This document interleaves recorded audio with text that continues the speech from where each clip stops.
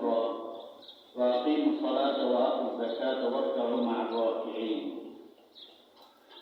وقال تعالى في آية أخرى: وأقيموا الصلاة وآتوا الزكاة وما تقدموا لأنفسكم من خير تجدوه عند الله إن الله بما تعملون بصير. وقال تعالى: إنما وليكم الله ورسوله والذين آمنوا الذين يقيمون الصلاة ويؤتون الزكاة وهم راكعون. وقال النبي صلى الله عليه وسلم: ما نقصت صدقة من مال.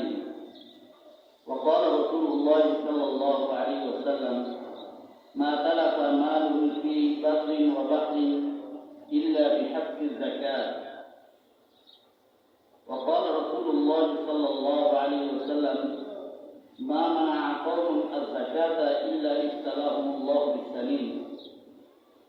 وقال رسول الله صلى الله عليه وسلم: حصنوا أموالكم بالزكاة وداووا بالصدقة واستقبلوا أمواج البلاء بالدعاء والتضرع.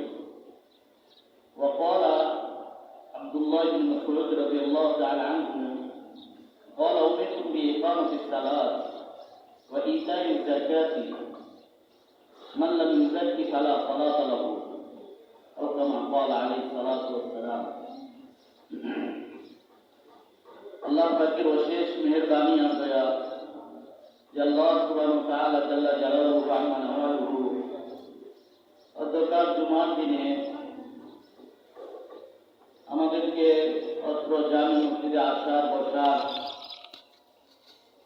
এবং কিছু কথা এখানে অ্যাড করেছেন, এজন্য দিল থেকে শুকরিয়া আদায় করি। আলহামদুলিল্লাহ। এখানে আমাদের সামনে কয়েকটি আয়াতে কারিমা তেলাওয়াত করেছি এবং কয়েকটি হাদিস তেলাওয়াত করেছি। আল্লাহ জাল্লা জালালুহু ওয়া আমানুহু তৌফিক দিলে এই হাদিস এবং এই আয়াতের উপরই কিছু কথা আপনাদের সামনে পেশ করার চেষ্টা করব। ওয়া তৌফিকি ইল্লা বিল্লাহ।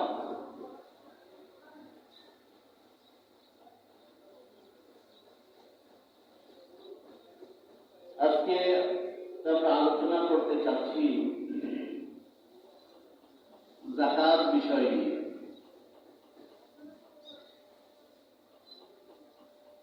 ইসলামের পাঁচটি স্তম্ভ। বুনিয়াল ইসলাম আলা খামসিন: শাহাদাতি আল্লা ইলাহা ইল্লাল্লাহ ওয়া ইকামিস সালাহ ওয়া ইতাইজ যাকাত ওয়া সাওমি রমাদান ওয়াল হজ, أو كما قال عليه الصلاة والسلام।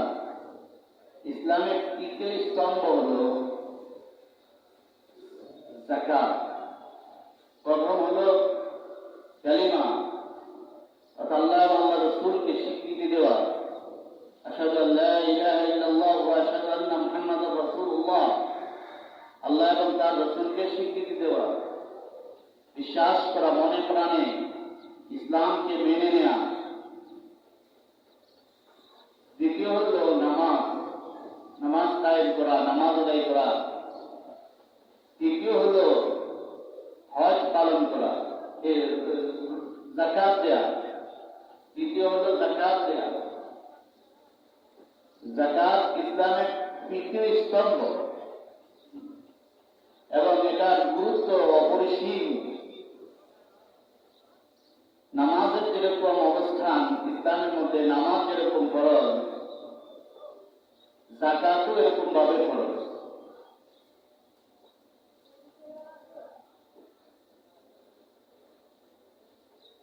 রাসূল আকরাম সাল্লাল্লাহু আলাইহি ওয়াসাল্লাম অসংখ্য গণিত হাদিস বর্ণনা করেছেন। রাসূল আকরাম সাল্লাল্লাহু আলাইহি ওয়াসাল্লাম যাকাত সম্পর্কে। আর আল্লাহ সুবহানাহু ওয়া তাআলা কোরআনে কারীমে অনেক জায়গায় যাকাতের কথা আলোচনা করেছেন। আর যেখানেই যাকাতের কথা আলোচনা করেছেন, নামাজের কথা আলোচনা করেছেন, সেখানেই যাকাতের কথা আলোচনা করেছেন। নামাজ এবং যাকাতকে আল্লাহ তাআলা কোরআনে কারীমের মধ্যে অধিকাংশ আয়াতে একসাথে উল্লেখ করেছেন। যাতে করে মানুষ নামাজ পড়ে, অনেক মানুষ আছে নামাজ পড়ে কিন্তু যাকাত দেয় না। এখানে বোঝানোর উদ্দেশ্য যে যাকাত, নামাজ যেরকম গুরুত্বপূর্ণ একটা ফরজ, যাকাত এরকম গুরুত্বপূর্ণ একটা ফরজ। যাকাত হলো ইসলামের তৃতীয় স্তম্ভ। এই স্তম্ভকে রেখে কারো ঈমান পরিপূর্ণ হতে পারে না। একটা বিল্ডিং এর যদি 4টা খুঁটি হয়, আর যদি সেই খুঁটি তার মধ্যে যদি একটা খুঁটি না থাকে, তাহলে এই বিল্ডিংকে পরিপূর্ণ বিল্ডিং বলা যাবে না। এরকম এই 5টা খুঁটি, ঈমানের 5টা খুঁটি, 5টা ভিত্তি, নামাজ, রোজা, হজ, যাকাত, এগুলা কোনো একটা যদি দুর্বল হয়ে যায়, দুর্বল থেকে যায়, অথবা মোটেও যদি না থাকে, মোটে না থাকলে তো পরিপূর্ণই দুর্বল, বিল্ডিং এটা ভিত্তি হচ্ছে না সঠিক। আর যদি হয় কিন্তু একটা খুঁটি যদি দুর্বল হয়, মনে করেন সিমেন্ট একটু কম লাগাইছে, রড একটু কম লাগাইছে, তাহলে ওই জায়গাটা, ওই সাইডটা পুরা জীবন, সারা জীবন আতঙ্কে থাকতে হবে। এই জায়গাটুকু নিয়ে, বিল্ডিং এর ওই জায়গাটুকু নিয়ে সারা জীবন আতঙ্ক থাকতে হবে। এরকম ভাবে যাকাত যদি আদায় না করি, নামাজ পড়লাম, রোজাও রাখলাম, ঈমান তো আছেই, কালিমা তো আছে, কালিমার স্বীকৃতি দিলাম, আল্লাহ রাসূলকে মানলাম, নামাজ পড়লাম, রোজা রাখলাম, যাকাত দিলাম না, অনেকে হজও করে, কালিমাও আছে, যাকাতও আছে, রোজাও আছে, নামাজও আছে, কিন্তু যাকাত আদায় করে না, হজও করে। অনেক হাজী সাহেব পাওয়া যাবে, হাজী সাহেব হজ করে আসছেন, হজ করে আসছেন, অর্থাৎ ইসলামের 4টি স্তম্ভ ওনার কাছে আছে, কিন্তু যাকাতটা পরিপূর্ণভাবে আদায় করেন না। তাহলে সব থাকার পরেও দেখা গেল আপনার ইসলামটা কি দুর্বল ভিত্তির উপর দাঁড়িয়ে আছে। এর কারণে আল্লাহর কাছে পাকড়াও খেয়ে যেতে হবে, ধরা খেয়ে যেতে হবে, এবং মানুষের কাছেও ধরা খেয়ে যেতে হবে।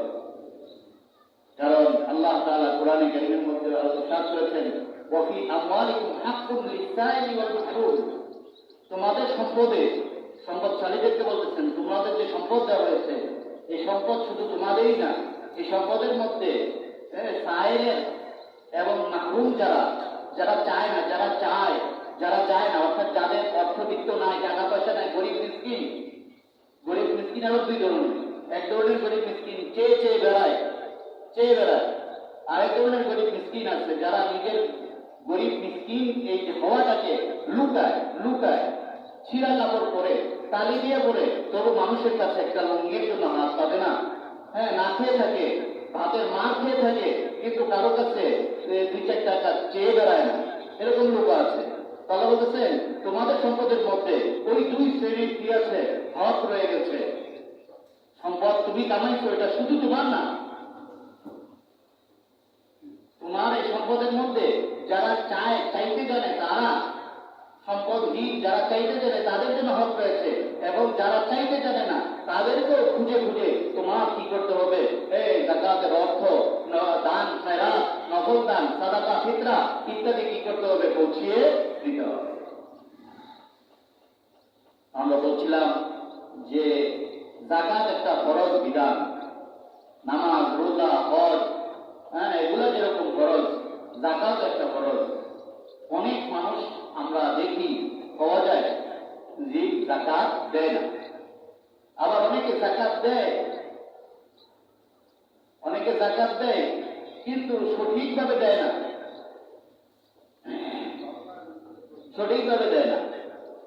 মনে করেন কারো যাকাত আসছে 10 লাখ টাকা, আসতে পারে 10 লাখ টাকার যাকাত আসছে, জাকাতই আসছে 10 লাখ টাকা, কোটি টাকার মালিক, 10 লাখ টাকা যাকাত আসছে, 2 লাখ 3 লাখ টাকা যাকাত আদায় করলো, মাত্র যাকাত আদায় করলো কত, 2-3 লাখ টাকা বা 5 লাখ টাকা আদায় করলো। তাহলে আরো 5 লাখ টাকা ওনার অনাদায়ী, যাকাত অনাদায়ী রয়ে গেছে, আদায় করা হয়নি। এটা অসম্পূর্ণ যাকাত আদায়, এটা তো পরিপূর্ণ। আমি ইসলামের উপর টিকে থাকতে পারবো না, আমার স্তম্ভটা মজবুত থাকবে। কারণ আমি কি করেছি, গরিবকেও ধোকা দিয়েছি, আল্লাহকেও ধোকা দিয়েছি। আমার 10 লাখ টাকা জাকাত আসে, আমি 5 লাখ টাকা দিলাম, আর 5 লাখ টাকা দিলাম না, নীরব থাকলাম। মানুষ দেখলো যে উনি তো জাকাত দিচ্ছে, মনে করছে সবাই বুঝবে যে পুরো টাকাই জাকাত দিচ্ছে, হিসাব করেই জাকাত দিচ্ছে, এটাই যাবে, কে খবর নিতে যাবে, আমাকে কে জিজ্ঞেস করবে যে আপনি পুঙ্খানুপুঙ্খু জাকাত দিচ্ছেন কিনা, বা জাকাতের হিসাবটা আপনি দেন তো, কত টাকা দিয়েছেন, কত টাকা হয়েছিল, এই হিসাবটা কেউ নিতে যাবে না। এটা আমার তাকওয়া পরহেজগারির দ্বারা, আমার খোদা ভীতির দ্বারা হবে। আমি আল্লাহকে কতটুকু ভয় করি, যদি আমি পরিপূর্ণ আল্লাহকে ভয় করি, তাহলে আমি পরিপূর্ণভাবেই যাকাত আদায় করব। যতটুকু আমার উপর যাকাত এসেছে ততটুকুই আমি কি করব, যাকাত আদায় করব। 1 টাকাও কি করব না, বাকি রাখবো না বা অনাদায়ী রাখবো না।